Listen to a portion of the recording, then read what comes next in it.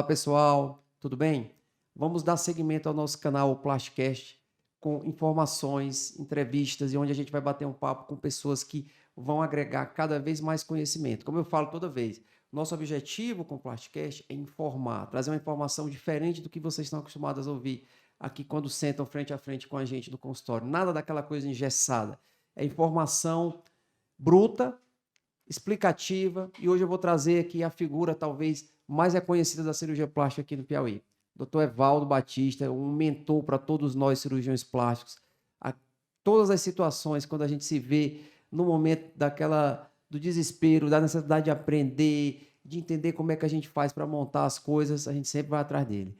Muito obrigado pela sua presença. Eu acho que eu vou dar as honras a você mesmo. Se apresente, doutor Evaldo. Obrigado, Alexandre, pelo convite. Vou estar sempre disponível, porque eu sei que hoje em dia, principalmente com essa pandemia, né? O campo digital cresceu muito. E eu sou Evaldo Batista, já trabalho com cirurgia plástica esse ano vou fazer 40 anos de cirurgia plástica. E quando eu comecei, claro, era bem diferente de quando você começou. Na época, eu acho que quase ninguém, como acadêmico, como talvez até como médico, não conhecesse o que é realmente a cirurgia plástica. Então foi um momento bem difícil para a gente começar, porque não existe. Hoje, se você chega com uma criança de 8, 10 anos, principalmente se for mulher, ela sabe o que é uma cirurgia plástica. E na minha época, se você chegasse para um acadêmico de medicina e falasse sobre cirurgia plástica, ele não sabia nem o que era cirurgia plástica. Então o mundo cresceu, o mundo evoluiu. E eu sou cirurgião plástico há 40 anos, sou professor da universidade, comecei dando aula de fisiologia humana, depois passei para a clínica cirúrgica para poder trabalhar como cirurgia plástica, e hoje eu estou na preceptoria da residência de cirurgia plástica do Hospital Universitário. E já trabalhei muitas áreas, já enveredei pela área de gestão, porque eu, realmente, como o Alexandre, ele sabe que a gente, como médico, nós somos trabalhador braçal. Então a gente tem que estar com a mão na massa o tempo todinho se você quiser sobreviver. Para a gente ter uma renda extra, você tem que colocar algum tipo de negócio que o negócio não seja você. Então eu tive essa percepção já há muito tempo, mas coloquei vários negócios, quebrei todos, porque na realidade eu não tinha essa percepção, não tinha conhecimento da área de gestão. E aí fui me preparar, fiz mestrado, fiz dois MB pela FGV, fiz outro MB pela Universidade de Ribeirão Preto. Aí eu comecei a me preparar nessa área de gestão. E hoje eu me sinto muito confortável, quer dizer, eu tenho a medicina como minha profissão, gosto muito dela, cirurgia plástica, adoro, vou continuar sendo cirurgião plástico por muito tempo, mas, quer dizer, essa área de gestão também vai ajudar a gente a fazer com que realmente tenha uma fonte de renda que não seja só da cirurgia plástica, só do trabalho braçal, para você ter uma vida mais tranquila. O que a gente aprende na nossa residência, a gente sai, a gente se forma médico, cirurgião plástico. O que a gente aprende na nossa residência é operar para a gente é bom, é gostoso e vai. Só que, à medida que o tempo vai passando, a nossa capacidade laboral, de exercer a atividade, ela vai diminuindo. Só que a gente não é preparado para isso. A gente não foi treinado para entender que nós temos que criar formas de ter renda, não necessariamente dependente do nosso trabalho de executar a cirurgia. Até porque a cirurgia ela é cansativa, às vezes a gente faz cirurgia de 6 horas. A cirurgia ela tem um desgaste emocional muito grande, a responsabilidade na mão da gente é muito grande. E isso, às vezes, a gente vê assim que a nossa especialidade, por um certo momento, andou até se perdendo, que ela ficou muito banalizada, e, na verdade, a gente é médico, a gente cuida de vidas, de pessoas, tudo que a gente faz tem risco. E aquele desgaste emocional em cima da gente é muito grande. E a gente tem que estar preparado para saber diminuir o excesso de trabalho confortavelmente. Saber curtir a nossa família, saber curtir o nosso lazer. Vamos curtir quando, né? Se a gente ficar trabalhando o dia todo, né? E isso foi uma das lições que eu fui vendo, aprendendo. Uma coisa talvez você não saiba, eu perguntei na época para o seu anestesista, José Júnior. José Júnior, o Evaldo, como é que é? Como é que ele faz? Porque ele já é o mais experiente nessa questão de saber gerir melhor o tempo, ele já está há mais tempo. Aí ele falou, o Evaldo fez MBA, vou fazer esse negócio também. Aí eu fui lá, vou copiar. Porque tudo na vida se copia, exemplos bons se copiam, né?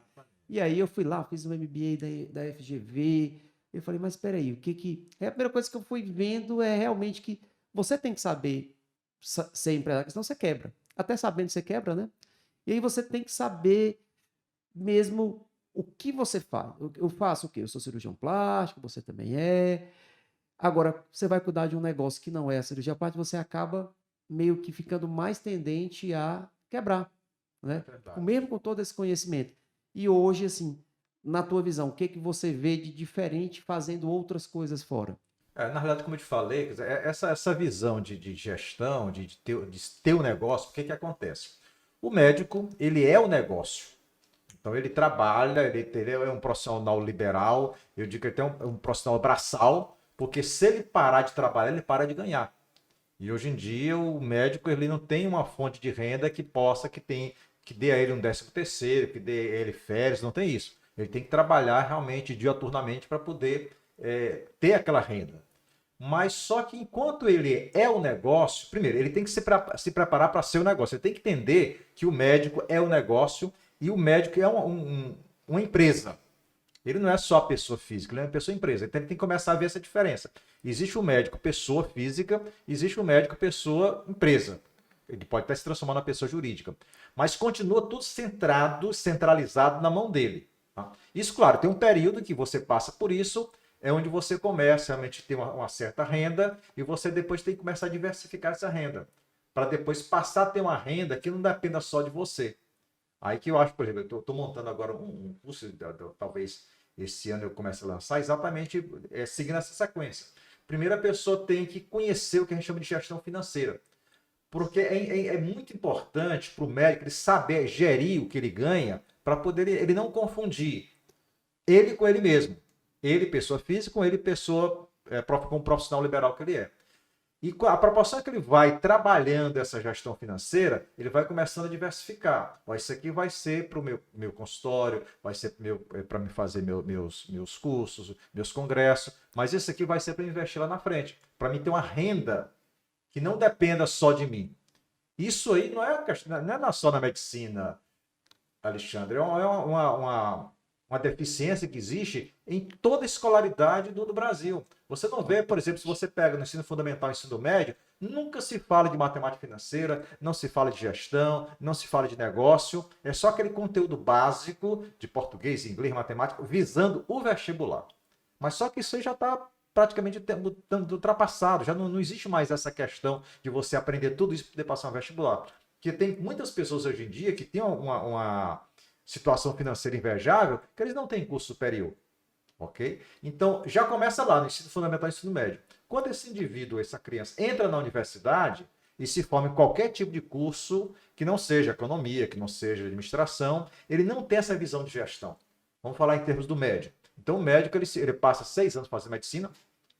No final, ele tem algum conhecimento de gestão? De finanças? Zero. Sim. Aí ele passa talvez mais 3 anos aí fazendo uma especialidade médica, clínica geral, cirurgia geral, alguma coisa assim. No final ele sabe alguma coisa de gestão? Também não. Aí ele passa para uma subespecialidade, como nós fizemos 6 anos de medicina, 3 anos de cirurgia geral e mais 3 de plástica. Aí você termina a segunda residência. Você sabe alguma coisa de gestão? Não. Aí você vai começar a montar um consultório e você não sabe nem que tem que pagar imposto de renda. Então eles chegam nu e cru num mundo totalmente econômico, ele não sabe fazer nada.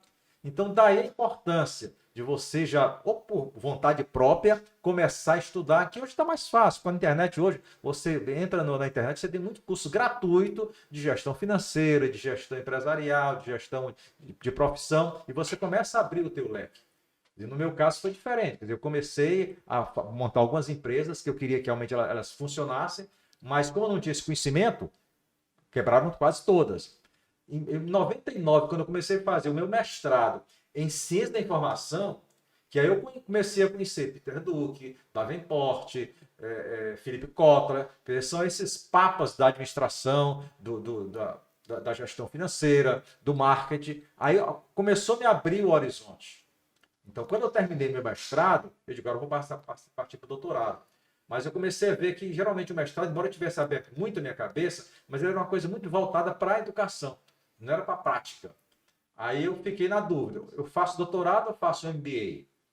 E aí, felizmente, apareceu aqui na cidade um MBA da FGV, e como você mesmo falou, e você fez, eu também fiz, um MBA em gestão empresarial. Daí também foi um divisor de águas. Aí depois do MBA pela FGV, aí sim, aí eu botei algumas empresas botei 3 empresas que até hoje existem, são consolidadas, que me dão uma renda tranquila, sem problema. Mas depois eu passei a fazer outro MBA pela FGV de gestão de projetos, e aí eu parei de me estudar. Antes eu já tinha feito uma pós-graduação em gestão, administração hospitalar. Então, esse foco na gestão, o médico, não só o médico, o profissional da saúde não tem.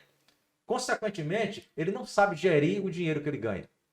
E o que me dá pena é ver hoje em dia professores meus da universidade são excelentes profissionais na área médica, mas na área financeira são, entendeu? Um conhecimento quase zero. E aí eles têm que ficar trabalhando, dando plantão para o consultório, por quê? Porque não prepararam essa saúde financeira para no final da vida ele passar a viver de renda e ter uma melhor qualidade de vida. Mas a gente já percebe no jovem agora que ele já tem um pensamento diferente. Já, é a diversificação que eles fazem, né? Se a gente for pegar para olhar o horizonte de uma clínica médica, né? Como você tem lá o seu hospital, eu tenho aqui a clínica. A clínica é uma estrutura enorme, que tem gastos, tem pessoas, tem todo um investimento em cima de materiais e tudo. Existe um custo muito grande. Mas a capacidade do executor acaba sendo a gente, o cirurgião. O gestor acaba sendo... Então, nós temos dois papéis dentro da clínica. E a nossa capacidade laboral ela é limitada. Nós temos tantas horas no dia, tantos dias na semana, e esse entendimento que, às vezes, o profissional novo, que sai da faculdade, não tem, vai impactar ele lá na frente. Se ele pegar todo o dinheiro que ele recebe da produção que ele faz, não reinvestir no negócio, o negócio dele vai ser engolido mais na frente pelo concorrente que vem. Se ele não diversificar, ele não vai poder parar de trabalhar em momento algum, que é o que a gente observa, né? Nós profissionais liberais costumamos dizer um para os outros, nós não podemos tirar férias. Por que não? É porque a gente não se programa, Exato. não é verdade? Ah, mas a gente não vou me aposentar. Por que não? Você não se programou, você não diversificou, você não fez os investimentos corretos, você não criou parcerias adequadas, que é o que você já, de certa forma, já tem essa percepção de ter a capacidade de parcerias, de substituição da sua figura ativa na sua clínica, né? Então, eu olho isso para o médico novo, ele já sai um pouco mais antenado, mas ele precisa aprender os pormenores. E talvez assim, pessoas como você, que tem a capacidade de passar isso adiante, estão aí para ser, eu acho que, um divisor de águas. Na época que eu saí da faculdade, fui para na faculdade, não vi nada. Cheguei na residência, um colega bateu no ombro e falou, um japonês, porque os japoneses eles já têm essa cultura financeira milenar deles. Ele falou, cara, você junta dinheiro? Eu falei, não. Aí eu falei, não, eu sou lá do Piauí e tal. Ele falou, não, você tem que juntar. Você sabe até quando você vai trabalhar? Eu falei, eu acho que eu consigo trabalhar até os 70. Você vai tremer, você vai ter uma família grande, você não vai ter mais a mesma paciência que você tinha para fazer as mesmas coisas, você vai querer ter outras experiências. E aí eu comecei a refletir. E realmente ele começou a me mostrar, olha, tá vendo aquela pessoa ali? Ela ainda está dando plantão até hoje. Converse com ela e veja por quê. Aí a pessoa vê que não houve planejamento familiar, não houve planejamento financeiro. Então, assim, quando eu vejo isso, eu consigo ver várias pessoas no meu ciclo que eu conheço. Não tomaram a mesma decisão. Não estou dizendo que eu estou correto, mas eu digo assim, talvez tenham sido os melhores alertas que eu tive. E tá vendo você aí com essa iniciativa para os jovens é fenomenal. E é algo que nós não temos nem horizonte de ter na faculdade. Você que está mais ligado no meio lá do HU, né?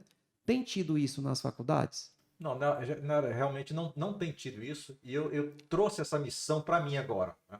Exatamente. Eu já tinha alguma ideia, não estava bem consolidada, mas eu trouxe para mim essa missão de levar. Por quê? Porque alguns médicos novos que já me procuraram, e recentemente alguns acadêmicos de medicina que já estão na reta final, já estão no internato, que já se preocupam com isso. Que a gente observa que muitos jovens hoje, eles já têm essa visão diferente da nossa, da sua, de você não se preocupar com o futuro. E hoje eu vejo muitos acadêmicos de medicina, muitos jovens médicos, que eles já se preocupam em investir, tem de investir na bolsa. Só que na realidade eles começam a fazer uma coisa sem muito conhecimento. Quer dizer, investir na bolsa de valores não é para amador. É já profissional. Ele tem que ter um conhecimento para fazer isso dele, então ele tem que delegar isso para alguém que já sabe. Mas a gente já percebe que já existe essa mudança de percepção do acadêmico, do médico recém-formado, ele já pensando em futuro. Que ele já está começando a traçar um plano de vida onde ele quer trabalhar mesmo para valer, talvez até os 45, 50 anos, mas depois ele tem que aproveitar a vida. Coisa que na minha geração a gente nem pensava nisso. pensava só em ganhar dinheiro, e não é, eu costumo dizer nas aulas da mentoria que eu dou, que o problema não é você ter dinheiro, as pessoas às vezes têm essa ideia errada, eu tenho dinheiro, eu sou a pessoa rica, errado.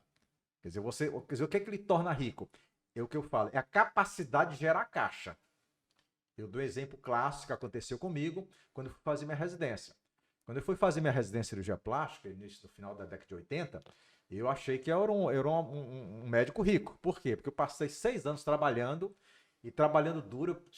Na época era o pronto-socorro, tinha mês de eu dar 15 plantões durante o mês, só com a finalidade. O que eu vou guardar dinheiro para quando eu for fazer minha residência no Rio de Janeiro, em São Paulo, eu me dedique exclusivamente à residência. E fiz isso. Na época eu era uma pessoa, na época eu não sei qual era a moeda, mas era uma pessoa que eu tinha muito dinheiro.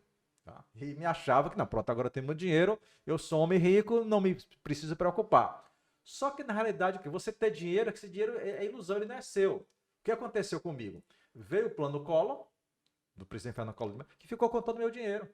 Quer dizer, de repente eu me vi no Rio de Janeiro, com apartamento alugado, com família morando, e eu fiquei com 50, não sei qual era a moeda da época, 50, sei lá, vamos supor que foi R$ 50 hoje em dia.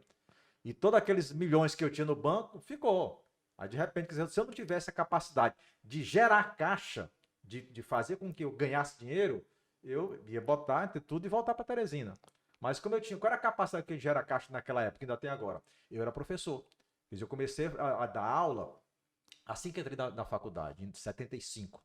Então, nós estamos aqui, 47 anos que eu trabalho no magistério.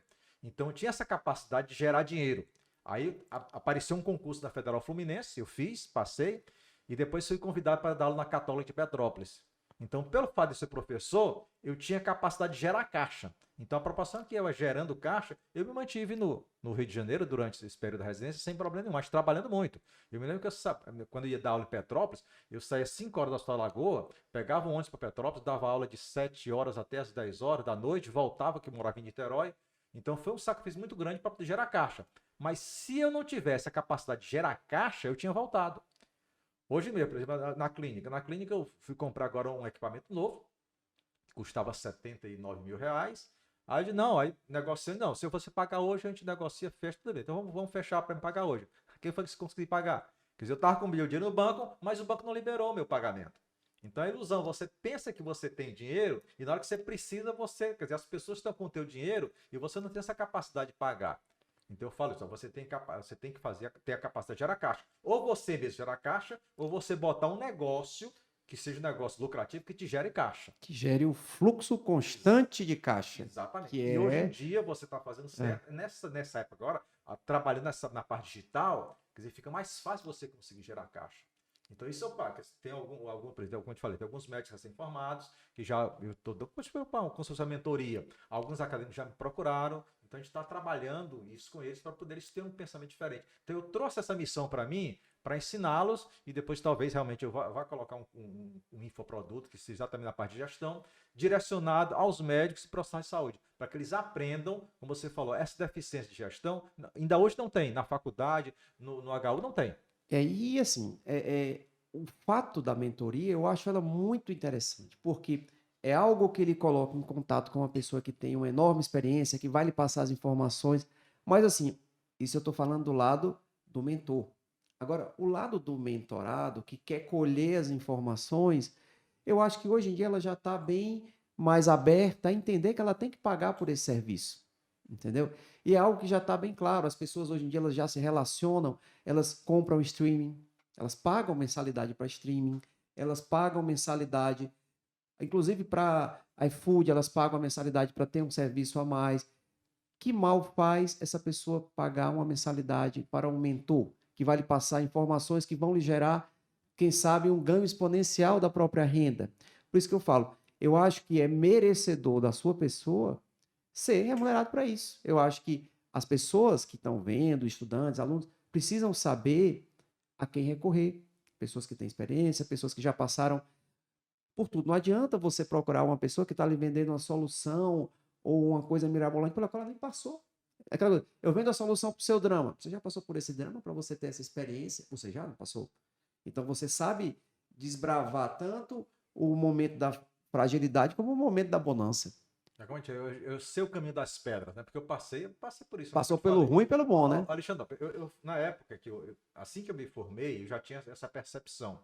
Então, durante minha vida acadêmica, eu já queria ter algum tipo de renda, né? Então eu tive cursinho, eu tive curso eu me lembro que eu tinha o ponto de apoio, que era um cursinho, depois tive o curso União, que era um curso direcionado para física, química e biologia, que era uma matéria que as pessoas tinham dificuldade para o vestibular. Como eu era professor de física, então nós colocamos como se fosse um cursinho particular. Então eu trabalhei em tentar criar um tipo de negócio que me desse esse retorno. Mas como você falou, quer dizer, na época, se hoje é difícil você ter um mentor, imagina naquela época. Eu ia perguntar para quem, se ninguém sabia. Então, foi difícil porque eu tive que aprender, tive que estudar, tive que ralar, tive que quebrar, entendeu? Quebrar tabus para poder conseguir isso aqui, lutar bastante. E assim, eu aprendi o caminho das pedras. E hoje, quando eu converso com os mentorando, com as pessoas que me procuram, quer dizer, como você falou, eu tenho toda essa experiência. Porque realmente é inadmissível você que nunca passou. A pessoa, por exemplo, que nunca não sabe o que é nadar, nunca nadou, Tá ela não ensinando o pode outro a ensinar nadar. o outro a nadar. Então você tem que realmente ter uma história para dar credibilidade àquilo que você assina. Que é pra gente meio que. Não tô criticando, mas eu tô falando, tenham cuidado com os excessos de gurus. Não é guru, você tem que procurar uma pessoa experiente, por isso que o nome é mentor, entendeu? E aí uma coisa que a gente está vendo muito é a questão da digitalização completa, que a gente tem que tirar os bons proveitos. Por exemplo, uma palavra que eu gosto muito de usar é crowdsourcing, que é quando você pega várias ideias boas de várias pessoas e elas vão fazendo crescer o bolo todo. Acredito que até mesmo mentorando pessoas inexperientes, ela vai te dar um insight que vai agregar a sua já experiente carreira. É o que eu costumo dizer. Quando você ensina, quer dizer, as pessoas não percebem porque elas não são professores, né? Mas o professor, ele aprende mais do que o aluno exatamente por isso. Porque ele é desafiado pelo aluno para poder dar ao aluno uma resposta a uma pergunta que cada um lhe faz, que você não sabe totalmente aquela resposta. Isso te força a estudar, aprender para você ensinar para ele. Então, quando você ensina para ele, você ensina os 10%, mas você aprendeu 90%, 100%. Então, quem mais aprende nesse processo de ensinar, e isso eu sei porque eu sou professor há 47 anos, é você sendo professor. Isso lhe força a estudar. E assim, pegando agora, voltando um pouquinho para a cirurgia plástica e ela como um negócio, né? O que nós fazemos, talvez na parte médica, seja a especialidade mais empresarial de todas. Nós somos uma grande empresa, a cirurgia plástica, né? Nós temos um departamento, mesmo que ele seja enrustido, é um departamento de marketing, departamento de publicidade, um departamento de operacional, um departamento de Recursos humanos. relacionamento, de pós-venda, de venda. Então, hoje em dia, isso está tudo segmentado, mas quando você pegou, talvez você fazia isso sem saber, ou sem saber que isso tudo é segmentado. Então, como era a visão disso antigamente? Você já tinha essa percepção ou fazia sem saber? A gente fazia sem saber, a gente fazia Mas fazia, né? necessidade de fazer, você acabava fazendo o que você tinha que fazer e não tinha nem nome para você dar. Você, quer dizer, a própria estrutura te forçava a você fazer aquilo, aí você ia perguntando, ia estudando, ia lendo e ia fazendo as coisas, sem dar nome aos bois e sem saber exatamente o que ia fazendo. Mas como você falou, hoje a cirurgia plástica é um campo, ele tem esse campo médico, tem um campo empresarial, tem um campo de marketing, tem um campo de gestão de pessoas. E hoje, se você não tiver, quer dizer, uma equipe para você trabalhar em equipe, para você conseguir delegar determinadas funções, e aqui vi outro adendo, é difícil também você procurar encontrar no mercado profissionais qualificados e competentes, porque eles não estão vindo para você, e aí por você não ter esse profissional qualificado, você acaba tendo que fazer mais função do que você precisa. Então você sabe, a gente tem que operar, nossa função é fazer uma cirurgia bem feita. Só que para fazer a cirurgia bem feita, nós temos que todo um processo de participar de congresso, de comprar livro, de aprender, de ler periódico, para poder você aprender a trabalhar com aquela especialidade de cirurgia plástica. Mas você também tem que saber um pouco de marketing, por quê? Porque hoje em dia tem todo o mercado que você precisa trabalhar com Instagram, com Facebook, saber fazer, entendeu? O bom atendimento na tua cliente, você fazer aquele encantamento do cliente. Você tem que trabalhar também na parte financeira, então você tem que saber quanto é que você cobra com a sua consulta, tem que precificar a tua consulta, precificar a tua cirurgia, para saber quanto é que você está ganhando, quanto é que você vai tirar, quanto é que você deixa para reinvestir. Por quê? Porque todo equipamento que a gente tem, ele tem uma vida útil. Então, se você tem um lipoaspirador, você sabe que aquele lipoaspirador ele vai parar de funcionar depois de 3 ou 4 anos. Isso porque um lipoaspirador é um aparelho mecânico. Mas quando você tem um aparelho tecnológico, e a vida útil dele é muito pequena, porque logo vem O novo, o o substituível, novo, entendeu? Esse aqui é o nível 1, vem o nível 2, nível 3, e você já descarta aquele para você ter um aparelho melhor. Então, tudo isso você tem que entender de finança, e aí é só a gente. Então, se não conseguir pessoas do mercado para trabalhar conosco de uma maneira bem distinta, com habilidade, com conhecimento, não dá para você abarcar tudo. Aí você acaba ficando pelo meio do caminho por causa dessa falta de pessoas qualificadas para você montar uma equipe. Hoje eles chamam de equipe de sonhos, da equipe de sucesso, para você conseguir trabalhar. Até para você conseguir ter uma qualidade de vida. Que esse eu acho que é o maior foco das pessoas, principalmente depois da pandemia. As pessoas começaram a perceber que elas têm uma vida para viver. E elas não podem estar nessa roda viva o tempo todinho, então elas têm família, elas têm diversão, elas têm que ter um hobby, elas têm que viajar, têm que se divertir e tem que ter uma data também que ela coloca como limite. Ó, eu vou trabalhar para valer até os 45, 50 anos. Depois eu vou ter que aproveitar a vida, porque a nossa vida é curta. Eu acho que uma queixa que eu tenho para o criador é que, você vê, tem tartaruga que vive 400 anos, tá? E a melhor criatura criada por Deus, que somos nós, tem uma vida média de 80 anos, então, quer dizer, se a gente começar a pensar, quer dizer, somos nós mesmos que reduzindo essa nossa vida. Pelo nosso estilo de vida que a gente tem, de trabalhar demais, de não se alimentar bem, de não dormir bem. Então, todo esse processo de saúde também impacta na tua qualidade de vida quando você chega aos 50, 60 e você vai querer começar a se divertir, mas você tem que começar a trabalhar isso aqui já cedo. Então, não é só trabalhar na parte financeira, econômica, gestão, mas você também tem que procurar também melhorar a tua qualidade de vida lá nos 30 anos, quando você termina a faculdade, quando você entra no mercado de trabalho, você tem que também começar a se preocupar com você, com a sua saúde, para quando você chegar com os 50, 55, 60, que foi o marco que você colocou, você tem uma finança bem equilibrada, mas você tem que ter uma saúde bem equilibrada para você também aproveitar a vida. Mas essa geração da agora, ele tem um pensamento diferente. É que aquele clichê, né? Você compra, o dinheiro compra quase tudo, menos o tempo, né? E Você a não compra saúde. tempo de vida, né? Tempo de saúde. E o que às vezes a gente se vê, nós que somos cirurgiões plásticos, a gente se vê numa roda presa, que é o quê? Nós somos o quê? Isso aí eu vou até usar as palavras do Rogério lá de Fortaleza, que é um mentor que me ajudou bastante, me ajuda ainda. Você é o gestor, você é o empresário ou você é o artista? Aí quando a gente olha, nós somos tudo ao mesmo É tempo. verdade. Será que a gente vai conseguir entregar a mesma qualidade para tudo? Acredito que não, porque a gente não tem esse tempo todo. Então, eu sou o gestor da minha clínica, eu sou o empresário da cirurgia plástica e, ao mesmo tempo, eu sou o artista que executa a cirurgia. Será que eu vou conseguir dar 100% para cada uma das coisas, se o tempo não me permitir? Então, era o que era o mais importante, é delegar atividades para pessoas qualificadas. O que a gente, às vezes, tem essa dificuldade, nós vamos nos tornar o quê? Qualificadores dessas pessoas. Aí é que você vai entrar certinho, uma vez que você vai entrar qualificando treinadores, qualificando equipes, qualificando novas equipes que vão entrar até nas outras especialidades. Às vezes eu converso com pessoas de outras especialidades, você tem mais trans que eu, mas eu converso com cirurgiões vasculares, neurologia, pessoas de outras áreas. Eles ainda não abriram os olhos para o que a gente abriu. A gente sempre está anos na frente dele na questão empresarial. Nós já lidamos com atendimento ao cliente, experiência do cliente há quantos anos? Há 10 anos que isso está na nossa área, que já passou pelo foco ao cliente, aí depois passou foco nas pessoas, agora é foco no relacionamento, ou seja, a cada ano isso vai evoluindo. E o pessoal ainda está no foco do cliente lá atrás. Quem que passa essa informação para a gente? Nós vamos atrás. Quem que passa para as outras especialidades?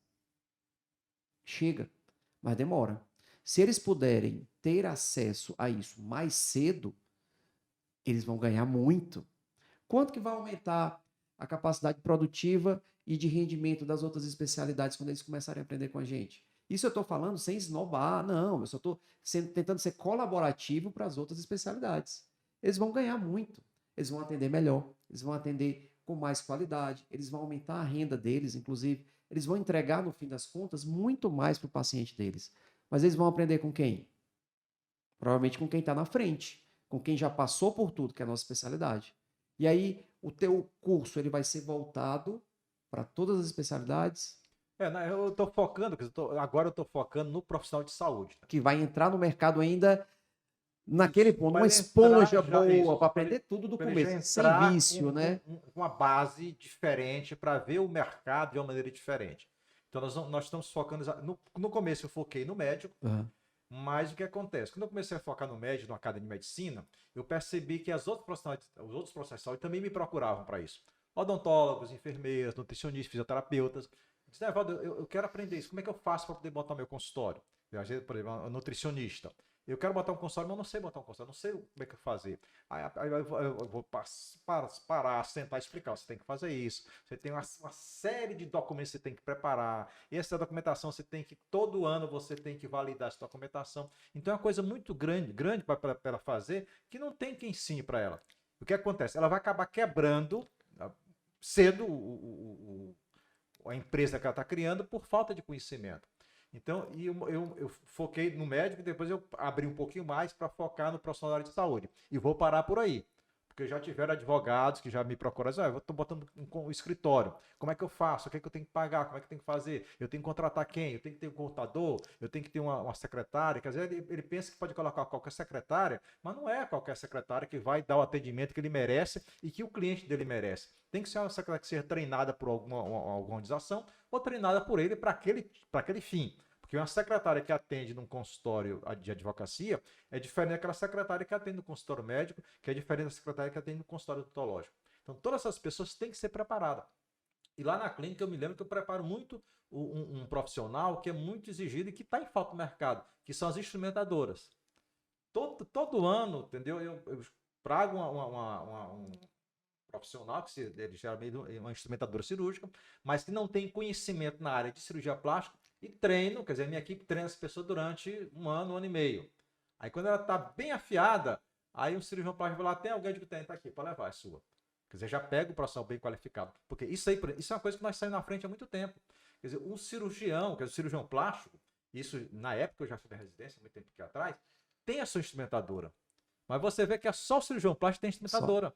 Para cuidar do material, para preparar o material, para limpar o material, para embalar o material. Se você pega um cirurgião vascular, um cirurgião geral, um neurocirurgião, ele não tem instrumentadora. E não é caro você pagar a instrumentadora. Por quê? Porque a própria instrumentadora acaba pagando a ela mesma pelo trabalho que ela executa, que facilita o trabalho. Então, como você falou, essa visão a gente tem que estar na frente. Quer dizer, nós montamos nosso consultório com muito mais carinho, com muito mais qualidade, para atender. Nós deixamos de ter há muito tempo o paciente para ter o cliente. Embora seja um nome diferente, mas a concepção, a ideia é diferente. Então nós saímos na frente por quê? Porque nós somos ensinados por cirurgiões plásticos mais antigos, que já tinham essa visão, que passou para a gente na residência de cirurgia plástica. E quando a gente ia para o consultório de um professor nosso, você via a diferença. Então você aprendeu aquilo e trouxe para a nossa realidade. Então é isso que a gente tem que passar para as pessoas, ensinar para que tenha essa experiência. Mas só que como nós saímos na frente, quer dizer, que você é uma luz que você ilumina todo mundo está vendo, então começa a jogar pedra em você. Então você percebe que quando você sai na frente, tudo bem, tem os benéficos, você tá na frente, mas também tem as pessoas, por exemplo, na cirurgia plástica. É uma cirurgia que é muito exigida, tanto é que no próprio Código do Consumidor, nós somos tratados diferentes. Quer dizer, e nós exercemos uma profissão médica como outra qualquer. Isso eu digo muito pro meu cliente, olha, eu sou cirurgião plástico é médico, e a medicina é uma ciência biológica, ela não é uma ciência exata como a engenharia, como a arquitetura, como a matemática. Então tem a quantidade enorme de variáveis que pode comprometer o meu resultado, o seu resultado. Por quê? Porque você não domina toda a biologia. Mas a percepção do cliente é que você, na cirurgia plástica, você tem que ter a obrigação de resultado. Só que esse resultado não está nas nossas mãos. Você sabe muito bem disso. Nas nossas mãos, o que está na nossa mão, a gente faz e faz com excelência. Quer dizer, nós somos bem preparados. A gente vai 3, 4, 5 congressos por ano para poder aprender. Os nossos livros são caríssimos. E agora, depois da pandemia, muito curso que tem na área explodiu esses cursos digitais. Então você vê o preço que é para você pagar um curso digital de cirurgia plástica. Eu não vou nem dizer aqui para não assustar, mas é uma coisa absurda. Chega a ser 10, 20, 30 vezes mais do que outro curso qualquer. Só porque está na área de cirurgia plástica. Então a gente gasta muito para se profissionalizar, para se qualificar. E às vezes, claro, se você gastou muito para se qualificar, quer dizer, o teu ticket médio, o teu valor está mais caro. E as pessoas às vezes vão muito pelo preço. E quando uma pessoa vai pelo preço, ele acaba, quer dizer, não tendo aquilo que realmente ele merece. E às vezes eu chego no consultório, eu posso ter um preço mais barato, né? O preço é esse aqui. Para te dar um preço mais barato, eu tenho que diminuir a qualidade do serviço que eu vou te prestar. Por exemplo, você sabe, tem um fio, aquele fio, quer dizer, que é aquele fio que a gente usa para mama, para abdômen, para fazer aplicatura, que tem aqui com suas O farpadinho, farpadinho. Quer dizer, uma unidade daquele fio custa R$250. Aí eu digo assim, tudo bem, eu posso te dar um desconto de R$250 dessa cirurgia, mas eu não vou usar esse fio. Eu vou usar o Nylon 2.0 que custa R$30. Tá? A pessoa vê que não é que você faz um preço mais barato, você tem que reduzir a qualidade para você dar um preço mais barato. E as pessoas têm que focar não no preço, mas tem que focar na qualidade profissional, da capacidade que ele tem e treinamento que ele tem ao longo de todo esse tempo, para poder ter a qualificação. E mesmo assim, com todo esse treinamento, com toda essa qualificação, ainda continua sendo a medicina uma ciência biológica, que tem muitas variáveis que o médico cirurgião plástico não tem nenhum controle sobre ela. Como é que vai ficar a cicatriz da minha cirurgia? Olha, eu não sei. Eu vou fazer tudo que eu posso fazer, você fala a mesma coisa, eu vou fazer tudo que eu posso fazer para ter uma boa cicatrização. Mas não sou eu que faço a tua cicatrização. É o teu organismo que prepara todo esse processo de regeneração tecidual para ter uma boa cicatrização. Então ele tem que fazer a parte dele. E mesmo assim, a gente faz a nossa parte. O cliente fazendo a parte dele, às vezes o organismo reage de maneira diferente. Então é um controle que nem você tem, nem o cliente tem, e as pessoas às vezes exigem da gente, porque nós saímos na frente, essa qualidade de resultado que a gente não pode dar. A gente não promete o resultado e nem pode prometer, porque depende dessas coisas. O que a gente faz é uma promessa de acompanhamento, e o paciente tem que entender isso. Às vezes a gente fala assim, olha, vai se complicar, estamos lá para acompanhar, porque nós somos médicos. Se complicar, eu estarei ao seu lado, porque eu sou médico. Agora, eu garanto que não vai complicar? Não, porque são variáveis que estão fora do nosso alcance. Por mais que a gente tenha curso, tenha equipe, tenha tudo, pode acontecer de complicar. E é nessa hora que você tem que abraçar o paciente abraçar o médico para a coisa andar. O que a gente fala a questão de preço, muitas pessoas falam em valor, às vezes as pessoas não dão muito valor que a gente faz, na verdade, elas não dão valor que a gente faz, às vezes por desinformação também. Porque como a coisa ficou, o mundo hoje é muito imediatista, né? As pessoas elas só olham assim, antes, depois. Elas não veem o processo como um todo. O processo como um todo, para cada nós cirurgiões plásticos, ele escalou muito.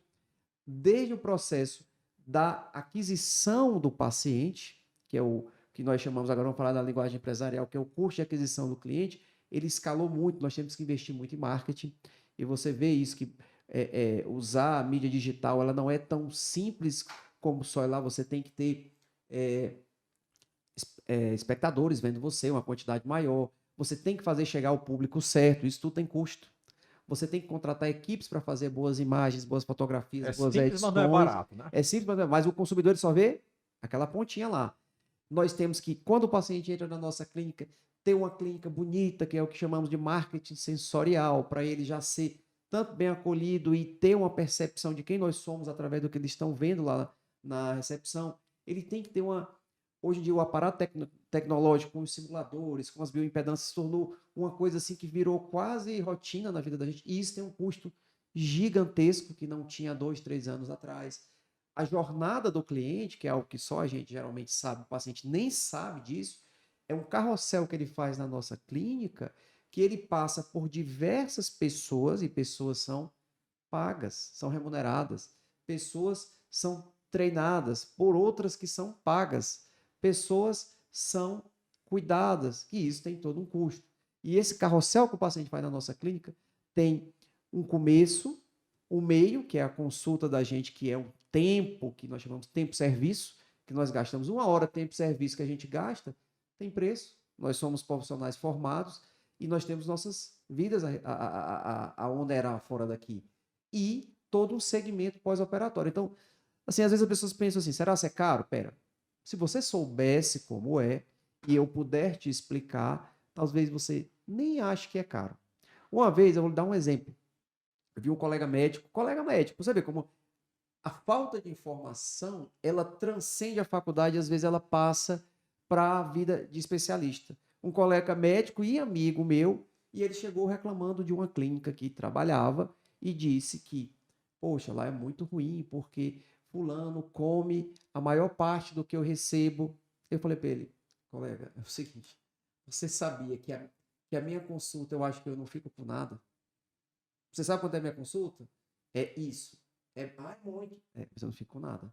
Se eu pegar e fizer o planejamento em cima disso e ver o quanto que está sendo cada pedaço, que é a história de você realmente ter a oportunidade de ensinar os médicos novos ou até os especialistas de outra área que não saibam disso.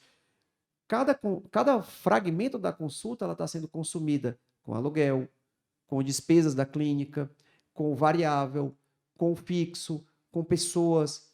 Quanto que fica? X. Não é o mesmo tanto que aquela clínica está tomando de você?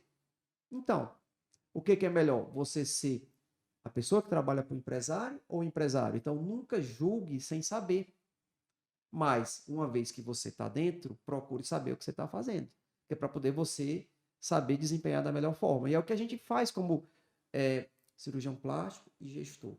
A gente tem que criar métodos de receber melhor o paciente, precificar, tornar um preço viável para a pessoa pagar, mas que ele também não seja irrisório para a gente, porque nós temos mil outros custos. Pelo menos que cubra a despesa. Que cubra nossas despesas. Porque, imagina assim, você faz suas cirurgias, eu faço as minhas, chega no fim do mês, eu recebi isso. Nossa, é tudo meu. Não, não é. Uma parte tem que pagar a despesa da clínica, outra parte tem que ir para o reinvestimento, outra parte tem que ser o quê? O nosso aposentadoria. Até porque é diferente do servidor público que já é subtraído ali já do próprio salário. Nós temos que ter o nosso planejamento para a nossa aposentadoria. Nós temos que ter o nosso valor de investimentos diversos. E nós temos uma vida paralela a tocar nos nossos domicílios, com as despesas de lá. Então, às vezes o nosso salário, ele tem que ser compreendido que não é tudo que sai aqui da clínica. Isso é uma conversa para os outros médicos entenderem.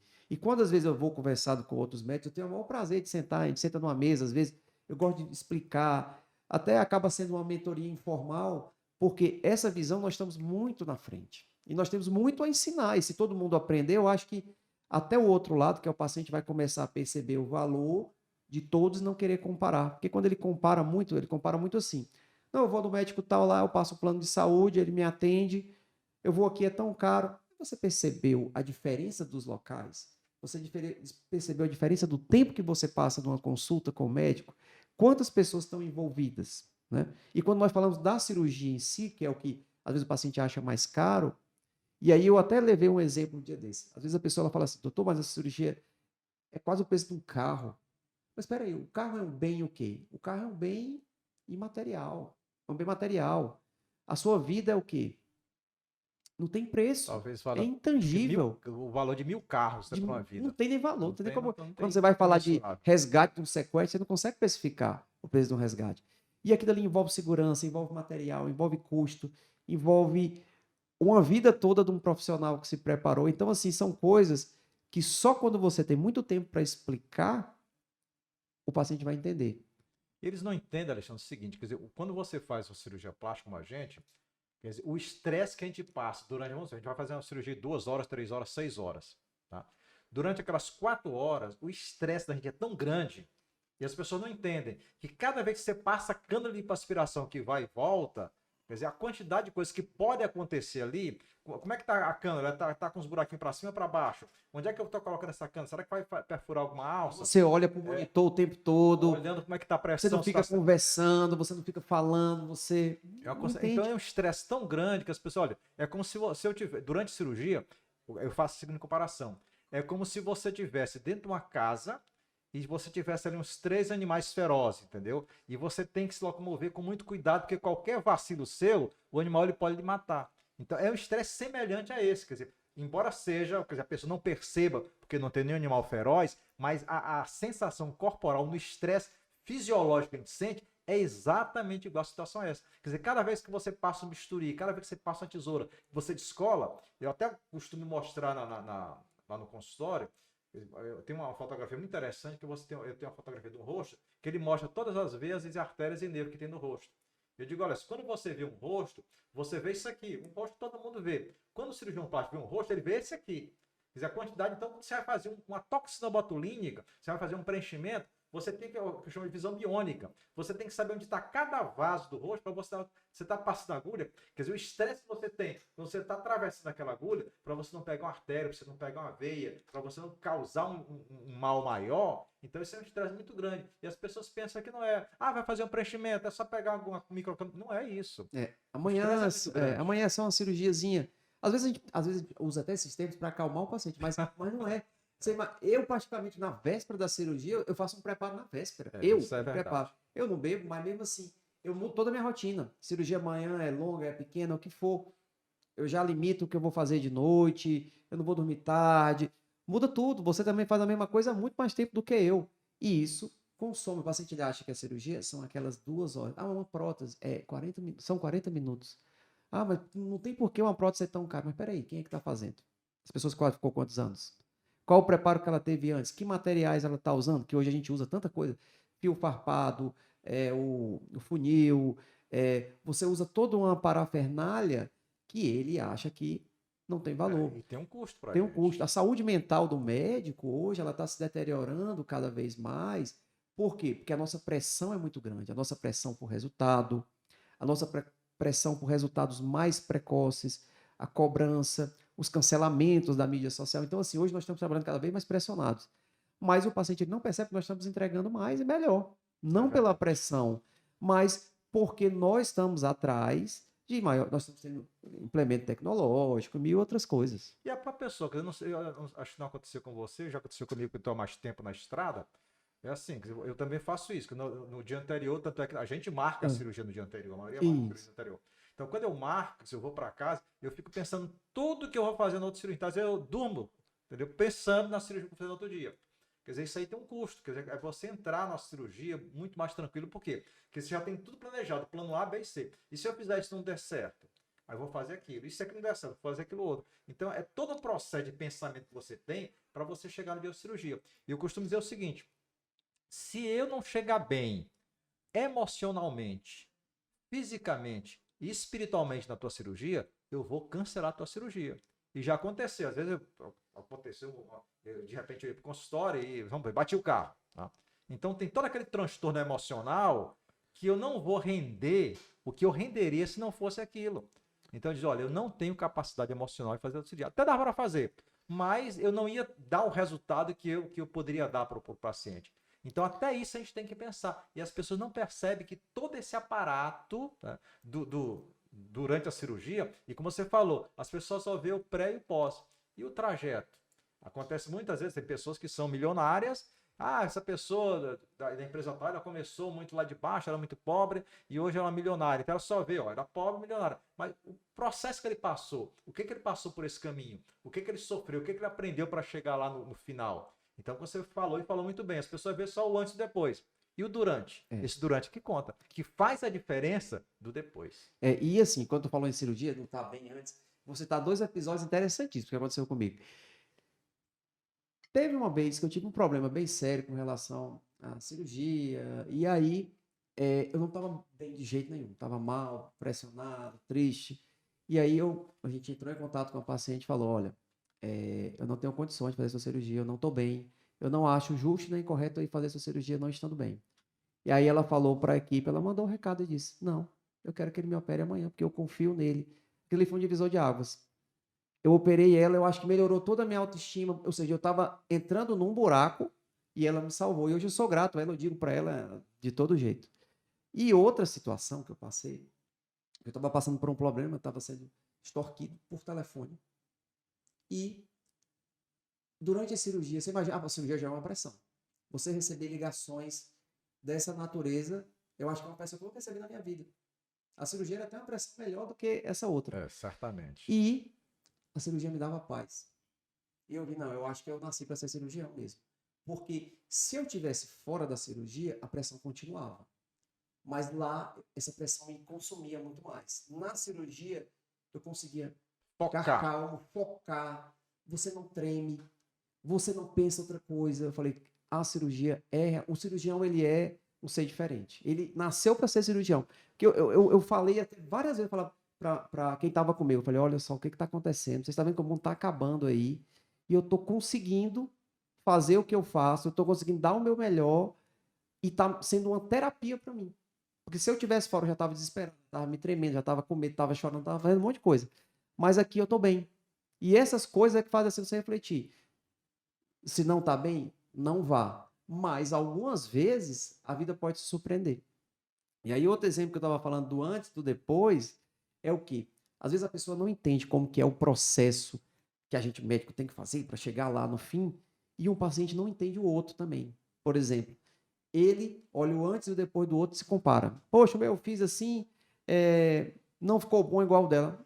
Mas são pessoas diferentes, são desfechos diferentes e são situações diferentes, que aí as pessoas costumam comparar uma simples prótese com uma mais completa lifting de mamas, que não ficou diferente. Então a gente sofre muito com isso, a gente apanha muito com isso. Só que é uma coisa que a gente não consegue explicar ou talvez eles não conseguem entender, não é? Eu acho que não consegue entender pela complexidade, que a gente entende, porque a gente entende o grau de complexidade. Por exemplo, se você chegar, vamos pegar um exemplo assim bem complexo. Se você chegar para uma cadeia de medicina e explicar para ele o que é em termos de matemática, o que é um integral, o que é um diferencial, que é o cara que é formado em matemática vai lá e faz e calcula direito, dá tudo certo, ele vai olhar para aquilo e não vai entender nada. Mas na cabeça do matemático, ele está vendo a beleza daquele cálculo integral, daquele diferencial, daquele limite, daquela derivada. Por quê? Porque ele tem um grau de abstração, no caso matemático, muito grande.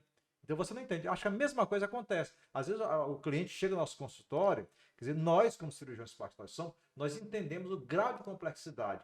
Eles falam, mas só uma prótese. Bom, não é só uma prótese. Quer dizer, a quantidade de vasos, de nervos, quer dizer, cada bisturi que você passa, cada tesoura que você passa pode pegar uma artéria, pode pegar uma veia, pode pegar um nervo e pode comprometer todo o resultado da cirurgia. Às vezes você vê que tem pró de mão que você faz, parece que Deus bota a mão e tudo vai rapidinho, sem problema. Mas temos que você pensa que vai ser tão rápido, e aí você passa, em vez de 40 minutos, você passa 1 hora e 40. Por quê? Porque sangrou mais, teve uma aderência maior. Então, eu costumo dizer, ó, nenhum caso é igual ao outro. As pessoas são diferentes. Eu costumo dizer o seguinte, nenhum rosto é igual. Embora as pessoas tenham 2 olhos, um nariz, uma boca, sobrancelha, cílio, tudo é exatamente as mesmas coisas. Mas se você olhar, nenhum rosto é igual. Digo, se o rosto não é igual, imagina o corpo todo. Então não dá para você comparar, que são pessoas diferentes, em momentos diferentes, fazendo coisas até parecidas, que parecem que são iguais. Mas são pessoas totalmente diferentes. Então não dá para comparar. E as pessoas acho que no consultório acontece isso. Hoje em dia elas chegam, entendeu? No Instagram, com várias fotografias. Ah, eu quero assim, eu quero minha mama assim, eu quero meu nariz assim, eu quero. E não é, quer dizer, aquela pessoa é uma pessoa, você é outra. Porque a gente vai fazer uma coisa para você. E essa dificuldade, talvez, é que o cirurgião plástico tem mais, é de você fazer com que a pessoa entenda que existe uma expectativa, e muitas vezes essa expectativa é muito alta, totalmente fora da realidade. Eu já peguei pacientes que chegaram no meu consultório e tem cicatriz, mas como é que eu vou lhe operar sem deixar uma cicatriz? A gente tenta deixar uma cicatriz mais discreta, mais escondida, mais camuflada, mas sempre na cirurgia vai ter uma cicatriz. E um lado vai ficar igual ao outro. Não, a gente não é igual, nem o olho da gente é igual, né?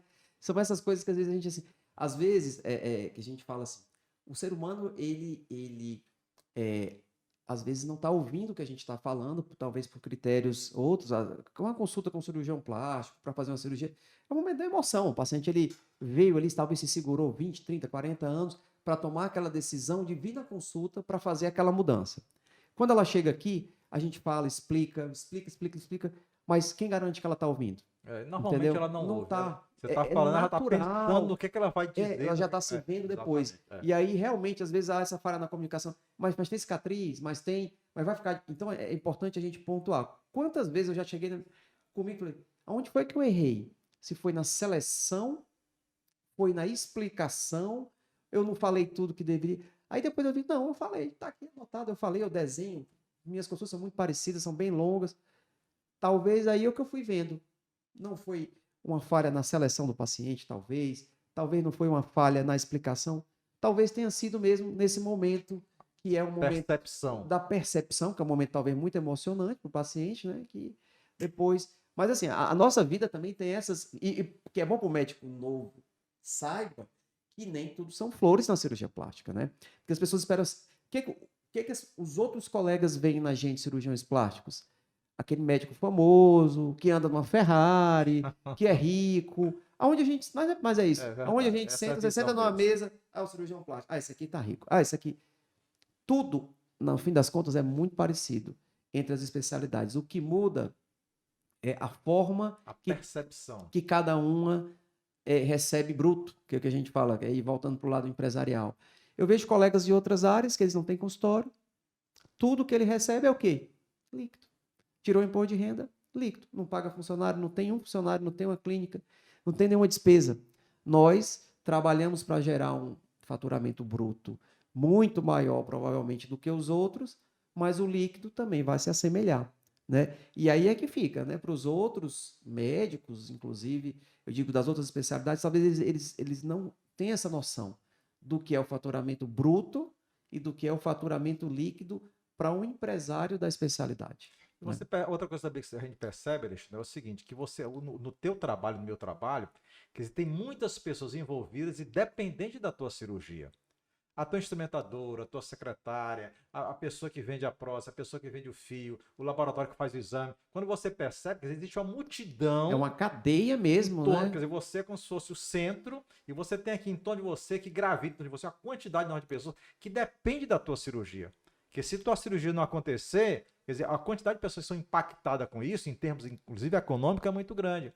E as pessoas não, às vezes não percebem isso. É mais uma cirurgia, mais um paciente, mas o que está envolvido no entorno é muito grande. E aí gera a nossa preocupação, que a gente conhece, a gente sabe disso aí, que as pessoas não percebem, mas você sabe que está envolvido não só, quer dizer, o cirurgião e o paciente, mas tem a instrumentadora que depende de você, você que paga a instrumentadora, a tua recepcionista, o anestesista que está envolvido, o laboratório, a pessoa que vende a malha, a pessoa que vende que faz o exame, às vezes até outros colegas de especialidade que você tem que encaminhar porque ela tem algum problema cardiológico, problema gastrointestinal. Então tudo isso gravita em torno de você, e isso aí realmente dá pra gente uma preocupação enorme que as pessoas não percebem. Eu acho que o maior fator nosso é exatamente isso. Durante o processo da cirurgia plástica, o nosso estresse é tão grande que as pessoas não percebem. Não percebe o estresse que a gente está passando. E assim, eu ainda te digo mais, que é tendo ou não tendo cirurgia, e a pandemia ensinou isso para nós. Quando chegou, se não me engano, dia 15 de março, fecha tudo, para tudo, fecha tudo, 2 meses fechados, sem cirurgia, a gente sem poder operar, ninguém sabia qual mal fazia operar um paciente com Covid, sem Covid, qual protocolo adotar, fechou tudo. Mas os gastos continuavam, era uma empresa, pessoas a receber, aluguéis a pagar. E aí foi uma cadeia de acordos, negociações, onde você conseguiu diminuir, mas não conseguiu zerar. Então, quantos meses a gente teve ônus sem ter recepção, enquanto outras áreas, eu digo profissionais do serviço público, continuaram recebendo, estando em casa, fazendo teletrabalho, às vezes até mesmo de recesso. Quantas especialidades na área da medicina foram impactadas positivamente por o aumento de serviço no Covid, até eu digo até aumento da remuneração mesmo, a gente ficou sem receber. A gente ficou um gap branco, sem fazer nada, só gastando. Por quê? Porque esse é o lado do empresário. O empresário ele perde nessas horas. As pessoas pensam que a gente está só no ganha, ganha, ganha, ganha, né? Mas tem o momento das perdas e a gente tem que estar preparado para isso. Imagina, doutor Evaldo, por exemplo, vai pegar uma pessoa que não tem preparo nenhum, não tem uma reserva. E aí imagina, fecha tudo, pandemia 2023. E aí? Não é verdade? Aí o Só problema vou pagar, como é que eu vou emocional, receber? problema emocional, tanto é que isso aí impactou muito emocionalmente muita gente. Que não estava preparado, a pandemia pegou todo mundo de surpresa. Mas como você falou, quer dizer, ainda hoje eu estou pagando empréstimo que eu fiz para manter o nosso consultório, nossa clínica, durante aquele período que foi de março até talvez outubro, novembro, que a gente começou a trabalhar um pouquinho para poder dar um pouquinho de folga. Quer dizer, ainda hoje eu pago o empréstimo que eu fiz para pagar todos os meus fornecedores, todos os meus funcionários, para mantê-los, quer dizer, com aquele ganho, mesmo sem eu receber nada. Então é um trabalho muito árduo, é um sofrimento muito grande para a gente manter toda essa estrutura funcionando. E a questão da racionalização da visão do empresário. Por exemplo, O que era mais viável? Fazer um empréstimo ou queimar suas reservas? O empresário que tem a visão correta, ele sabe até a hora de fazer o empréstimo. Isso é uma lição que eu aprendi a duras penas quando eu estava fazendo o MBA. Eu gosto de trazer exemplos pessoalizados que eu acho que fica mais fácil de entender. Quando eu estava fazendo o MBA, os juros no Brasil estavam lá em cima, estava alto. E eu estava ali pela metade, mais pelo começo que pela metade da cirurgia plástica aqui. Já tinha uma boa reserva, e aí decidi aumentar o consultório e passar para uma clínica. Um gasto estimado alto. Eu falei, não, eu tenho. Pelo que eu aprendi, ninguém faz. Quem pega empréstimo está errado. Visão do não empresário. Fui lá, meti a reserva toda para fazer Usou o capital próprio. Capital próprio para fazer a clínica. Não que aquilo me trouxe prejuízos negativos, mas em termos de visão empresarial eu perdi o quê? O custo da oportunidade. Porque o financiamento subsidiado, com o objetivo de fomentar, seria muito mais proveitoso. Então, uma pessoa sem conhecimento empresarial, quando ela se mete a ser empresária, ela não sabe, ela já começa errado. E foi aí que eu comecei errado.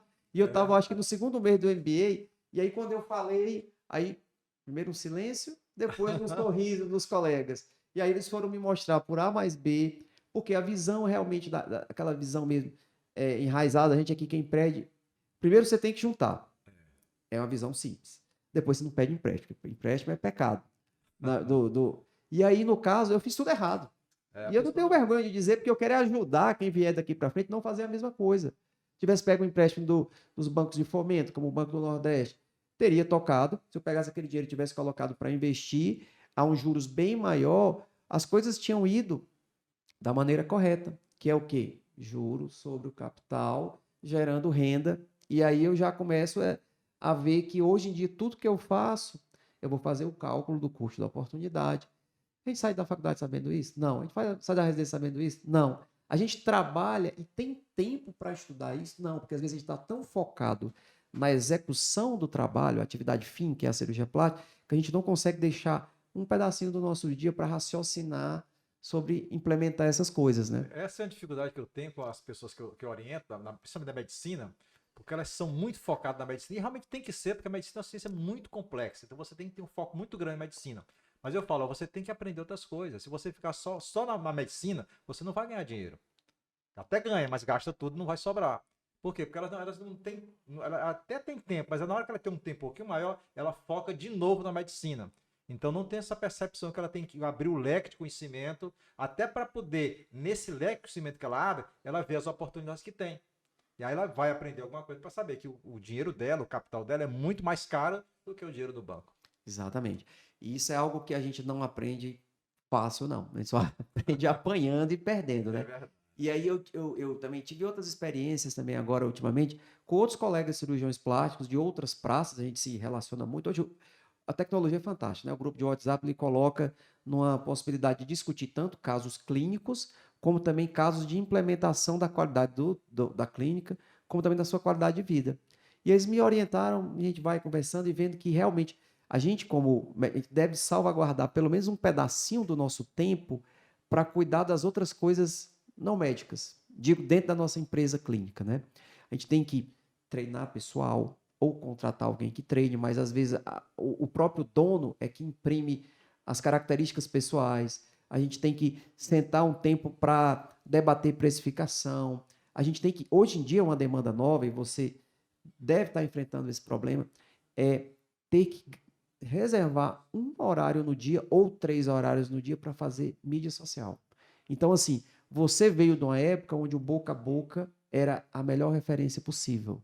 Hoje a mídia social é o boca a boca. Hoje tem até um termo que eu vi recentemente, a gente fala muito de relacionamento médico-paciente. Né? Aí eu vi esse termo que eu achei interessante, relacionamento médico-seguidor.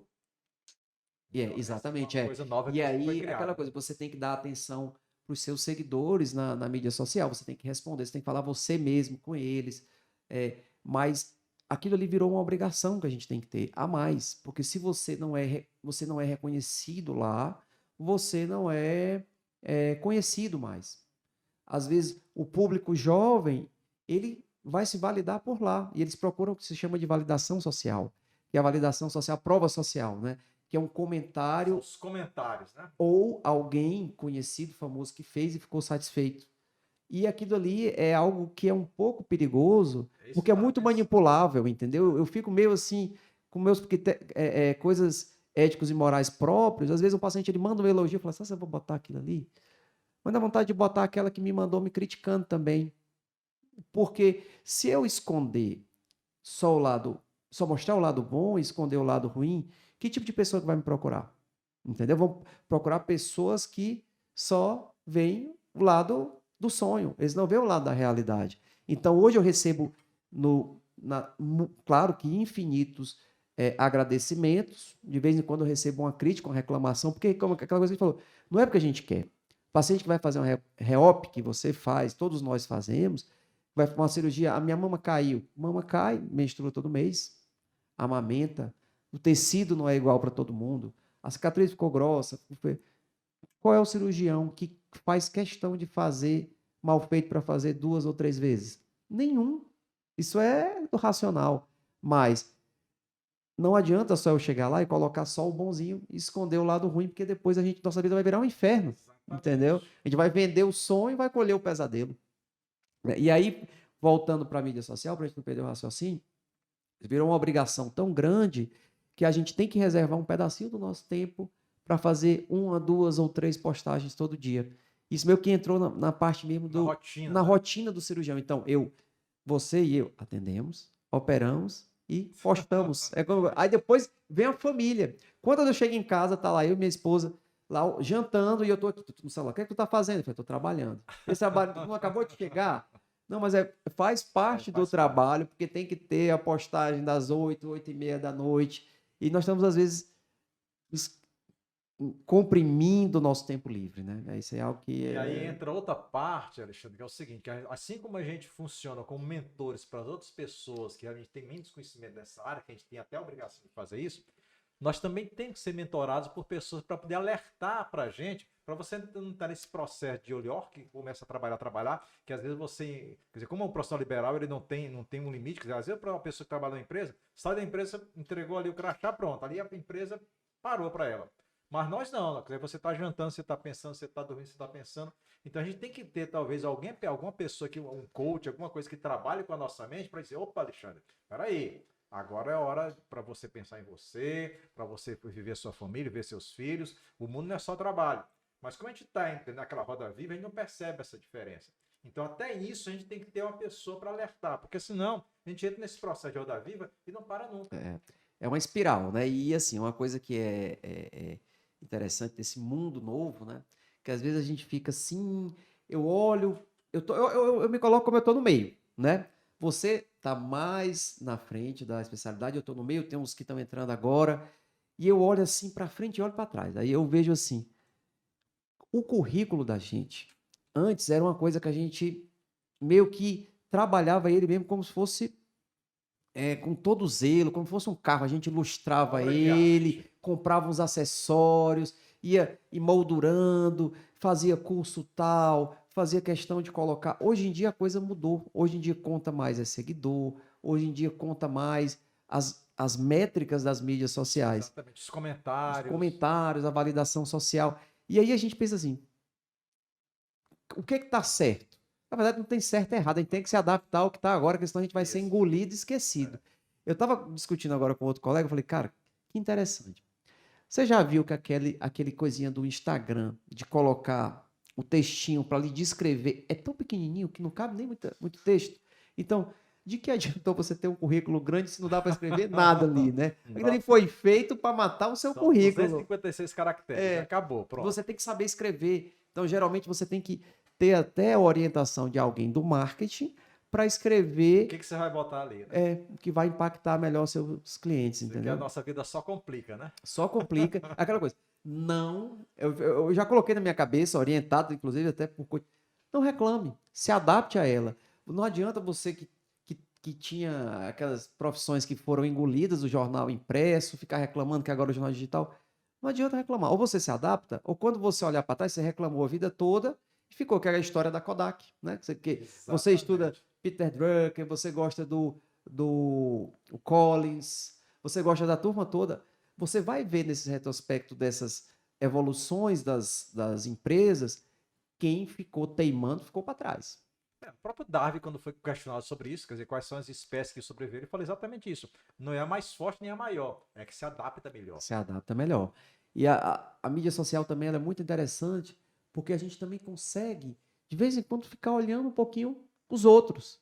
E é o efeito do camaleão. A gente vai aprendendo, pegando um pouquinho de cada coisa, a quimera que vai juntando. A gente vai vendo, não, peraí, aquela praça está fazendo aquela técnica, vamos ver se ela é boa mesmo. Mas, ao mesmo tempo, tem uma pessoa que às vezes ganha, mas sem saber ela paga muito por isso, que é o outro lado, que é o lado do paciente, né? Às vezes eles podem ser, de certa forma, ludibriados por muito sensacionalismo, muita promessa, então a gente tem que ter cuidado. E você que já viu como que é a coisa de todas as óticas, você consegue ter essa noção melhor do que a gente, né? A gente percebe muito isso. Como você falou, a gente tem que se adaptar, porque realmente essa é a realidade que veio para ficar. Agora, como todo mundo, você tem que parar, pensar e avaliar. Você não chegou a alguma coisa diferente, você não entra de cabeça. Isso é importante. Você vê que tudo tem o lado bom e o lado ruim. Então você tem que avaliar, tem que ponderar, tem que pensar as redes sociais. O que eu vou extrair daqui que é bom para mim e que é bom para o meu cliente também. Tem que ser bom para todo mundo. E, claro, assim também como a mídia social, tem pessoas que vão usar para o mal e que acabam ludibriando as pessoas, iludindo as pessoas. Então, não só o cirurgião plástico, como o cliente, como todos os profissionais, ele tem que fazer uma avaliação muito criteriosa, muito de detalhes, para saber exatamente que caminho ele seguir. É. Então, tem muita coisa, mas assim, porque tem muita coisa, a gente tem que pensar mais para saber que caminho a gente vai seguir. E hoje, como a rede social fala, ela é o quê? Uma rede de relacionamentos, né? E o relacionamento com o cliente, que é algo que talvez eu não é criticando, mas as outras especialidades, elas são muito mais focadas no tratamento de doenças. É. Nós éramos médicos que entregávamos resultados. Hoje, nós somos médicos que entregamos resultados e criamos relacionamentos. Que aí, essa é a novidade que eu acho que. E quanto mais explícito esse relacionamento tem sido, mais as pessoas têm procurado os médicos, porque eles procuram médicos que sejam capazes de entregar resultado e relacionamento. A gente já criava um relacionamento internamente, sempre, né? Na sua profissão, nós estamos a. Você que está há muito mais tempo, quantos amigos você já criou pacientes? Exatamente. Agora nós somos obrigados a explicitar que estamos criando esse relacionamento. Às vezes fica um pouco assim, soa até meio falso, né? Isso aí. Mas acaba sendo uma coisa. Então, entrou a palavra nova, e eu trouxe até uma pessoa que estava até me explicando, a Karina, sobre conexão. E a conexão é o quê? É quando duas pessoas meio que se encaixam. Médico, paciente, a relação médico-paciente hoje ela mudou. Ela não é só vai dar certo o tratamento. Vai dar certo o tratamento, a gente vai se dar bem, a gente vai ser, digamos, confluente em ideias e pensamentos, e no fim das contas nós vamos nos conectar para tratar. Hoje em dia, essa conexão ela tem que ser muito bem explicada, porque pela visão de quem estuda isso, a conexão tem que ser algo extremamente verdadeiro. E o que a gente nota, às vezes, é que com a formação de algo tão mercadológico, essa conexão ela pode ser falseada, né? Porque você vê, na própria rede social, quer dizer, existe a possibilidade de você fazer a conexão falsa. E tá vindo aí mais outra coisa que vai ser revolucionária talvez nos próximos 10 anos, que é o metaverso, que aí você pode criar uma coisa totalmente falsa e as pessoas acreditarem que aquilo é totalmente verdadeiro. Mas só que a gente não se sustenta há muito tempo. Então, tudo isso acontecendo ao mesmo tempo que você fica meio perdido. Você tem que operar, você tem que gerenciar, você tem que ter relacionamento, você tem que dar resultado, você tem que entender toda essa mídia social. Então, tem hora que a gente tem que parar, aí alguém tem que lhe ajudar, entendeu? Emocionalmente, espiritualmente, como pessoa humana, para você realmente conseguir, nessa tempestade, você ficar sereno, porque senão você entra nessa roda viva e aí não sai mais. E aí é onde a experiência faz a diferença.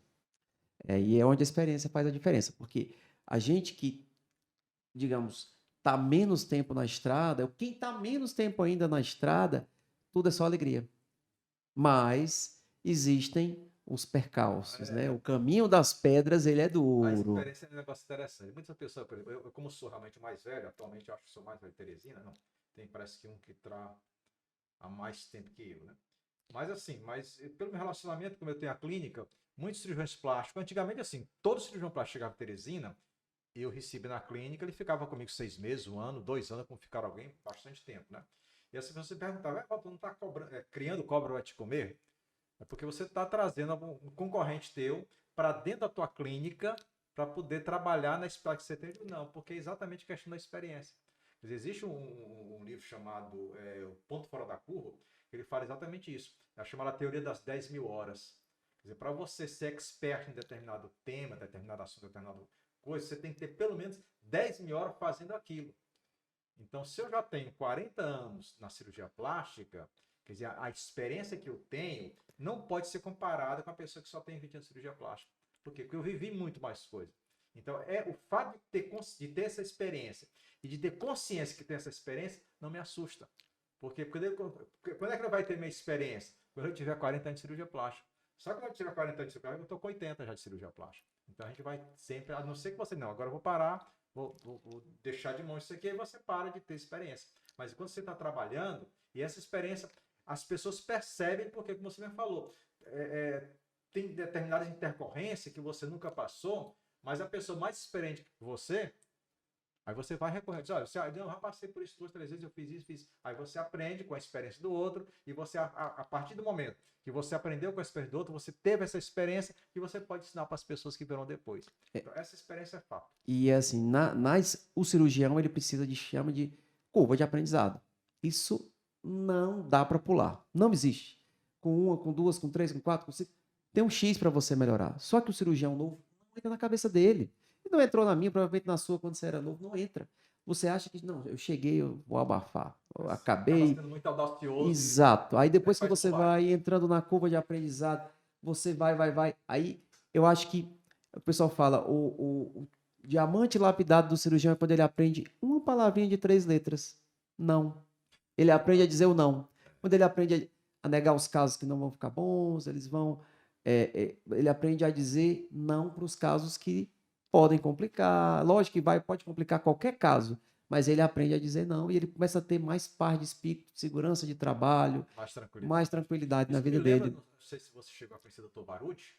O Dr. Baruch já faleceu, e na época que ele falou isso, que eu nunca esqueci, ele tinha mais anos de cirurgia plástica do que eu de idade.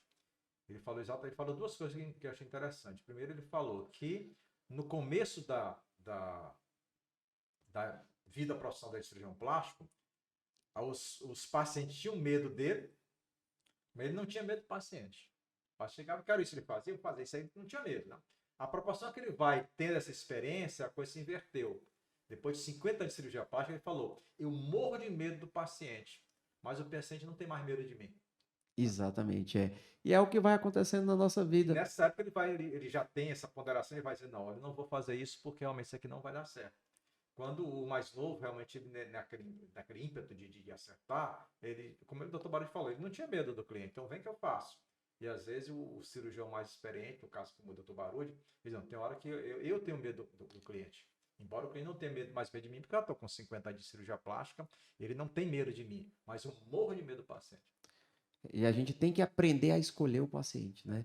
Quando a gente não aprende a escolher o paciente, a gente vai entrando em um ciclo, uma espiral de problemas e por aí vai, né? E às vezes tem paciente que ele engana, né? Você pensa que esse paciente vai ser tudo de bom, depois que você opera, que ele se revela mesmo a índole dele, você vai ver que você escolheu o paciente errado. E os filtros, né? E aí, professor Evaldo, a gente olhando assim, uma aula dessa de experiência, ela não pode ficar guardada, que é o que eu falo para você há anos. Isso não pode ficar à mercê de um bate-papo desse. Isso tem que ser repassado para você. Eu sei que você passa na faculdade, mas quem não teve acesso precisa saber, precisa te ouvir, precisa te ver. E é que eu te falo, tem que ter o curso. Tem que passar esse conhecimento, e esse conhecimento, para quem vai adquirir, tem que valorizar. Não são 5, não são 10, não são 20, não são 30, são 40 anos de experiência. Então, para você ter acesso a isso, a ouvir, você tem que ir atrás, você tem que procurar. Então, é o que eu falo. Já de antemão, já coloco aqui para você. converse, procure pessoas mais experientes, escute de quem já ganhou, de quem já perdeu, de quem tem o que ensinar.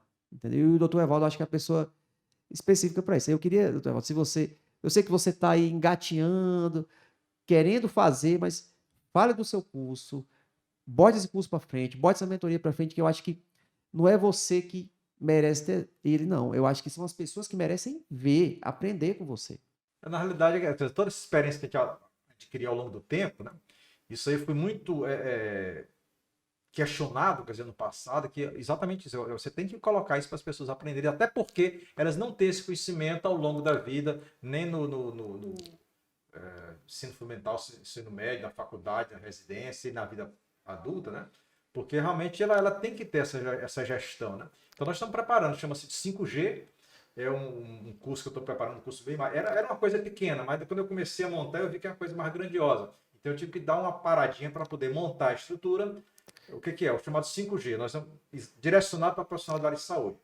Nós vamos trabalhar um curso, um módulo de muitas horas de gestão financeira, para as pessoas entenderem o que é o dinheiro, como é que trabalha com dinheiro, qual é o valor do dinheiro no tempo, como é que faz o investimento, o que são juros simples, juros compostos, o que é um fluxo de caixa. Então, nós temos todo um preparo de um primeiro módulo chamado G1, que é exatamente o gestão financeira. A base, né? A base. Depois vem a gestão de marketing, porque você tem que saber trabalhar nesse mercado, que o mercado é fundamental. Não adianta você ter uma coisa valiosa, extremamente valiosa, você não saber, não colocar isso para que as pessoas entendam que você tem isso de valor. Então, o segundo módulo G2 seria a gestão de marketing. Depois nós temos o terceiro módulo, que seria a gestão pessoal, que você tem que mudar como pessoa para você realmente conseguir gerenciar o marketing e gerenciar o financeiro. Então, o terceiro módulo G3 seria gestão de pessoas, para o médico se entender, para o médico se descobrir, para ele avaliar ele como pessoa humana que ele realmente é. Bom, depois que ele já avaliou a gestão financeira, gestão de marketing, gestão pessoal, ele vai trabalhar a vida profissional. Então, que é gestão profissional. Ele como médico, como consultório, como o próprio negócio que ele tem. Então, nós vamos trabalhar o quê? A gestão profissional dele. O que é que ele quer ser? Daqui a quanto tempo? Daqui a 5 anos, 10 anos? A curto, médio e longo prazo. Então, nós vamos trabalhar o profissionalismo dele, médico como profissional, ou profissional de saúde. E, por fim, o chamado gestão empresarial. Por quê? Porque na hora que ele tem essa gestão profissional, ele é o negócio. Então, mas ele não pode continuar sendo sempre o negócio. Então, ele tem que montar um negócio para ele. Então, uma coisa é ele ser o médico, ele é o negócio. Outra coisa é ele tem um laboratório, tem um hospital, tem um posto de gasolina, tem uma pizzaria, tem uma hamburgueria. Ele tem que ter um negócio para isso dar para ele o que a gente chama de renda residual. É aí onde ele vai coroar tudo que ele fez. Ele vai ter mais tempo para ele vai ter mais tempo para estudar, para ter mais expertise, para ajudar mais o cliente dele, porque ele não está muito preocupado com tudo que nós falamos, com o salário do funcionário, com folha de pagamento, com folha com fornecedor, por quê? Porque ele já tem uma renda residual, onde aí sim, ele chega no nível de excelência. Ele está aqui só para tratar do cliente dele, ele vai focar no cliente dele, por quê? Porque todo o restante do foco está com pessoas que já dão isso para ele. Então, seria o último G, que é a gestão empresarial, onde a gente ensina o médico a montar uma empresa, mas também não pode ser qualquer empresa, tem uma empresa que ele tenha realmente conhecimento dela, para ele atingir o grau de maturidade, que seria exatamente quando ele vai ter uma renda residual, onde ele pode focar naquilo que ele quer fazer em tempo profissional ou em termos de hobby, que também vai dar prazer para ele. E a empresa vai fornecer tudo isso para ele. Então, mais ou menos, são 5G. Gestão financeira, gestão de marketing, gestão pessoal, gestão profissional e gestão empresarial. E o público-alvo? Profissional da área de saúde. Todos, né? No começo eu foquei só para médicos da Academia de Medicina, mas aí eu vi que a procura estava muito grande. Não, você tem que abrir para enfermeira, tem que abrir para fisioterapeuta, para odontólogo. Não, então, como é realmente uma área que eu conheço, que não adianta eu fazer um 5G para trabalhar com advogados. Eu não sei como é que é a vida do advogado. Então eu conheço e já vivi a vida do profissional da área de saúde. Então, nisso eu tenho conhecimento de causa. Eu passei por tudo. Então eu vou focar só em profissional da área de saúde para trabalhar essa parte de gestão. E que você dê essa mentoria estendida, posterior e um a um. Que a gente faz da mentoria, até para poder a gente servir de base para a gente montar toda a estrutura. Perfeito. Mas a gente vai chegar lá. Vai chegar, não, já. Eu que já fiz mentoria aqui com ele aqui de graça, eu já estou no lucro aqui. Pessoal, queria agradecer a todo mundo por participar de mais um episódio desse podcast. Vão vir mais. Eu acredito que eu esteja somando com conhecimento não só para paciente, eu quero somar conhecimento para todo mundo, profissional da saúde, médico, empresário e quem estiver assistindo. E aí eu gostaria de agradecer ao Dr. Evaldo e queria que ele mandasse um recado aí para todo mundo que está assistindo e, além do seu curso, despejar seu conhecimento aí para todo mundo. Eu só agradecer a oportunidade de participar desse podcast com você e parabenizá-lo, porque realmente são desafios que você faz. Quer dizer, apesar de você ter toda a estrutura de cirurgia plástica, você ainda encontra tempo para estudar e para fazer isso que você está fazendo. Hoje em dia, o fundamental é conhecimento e informação. Então, nesse podcast que você faz, você está levando conhecimento em várias áreas para que as pessoas possam assistir. Isso é fundamental. E isso eu lhe dou parabéns. Continue nessa sua linha de levar conhecimento, levar informação para as pessoas, porque quanto mais as pessoas têm informação, têm conhecimento, elas tomam a decisão mais acertada. Parabéns por essa nova iniciativa sua. Obrigado, Dr. Evaldo. Valeu, pessoal. Até a próxima.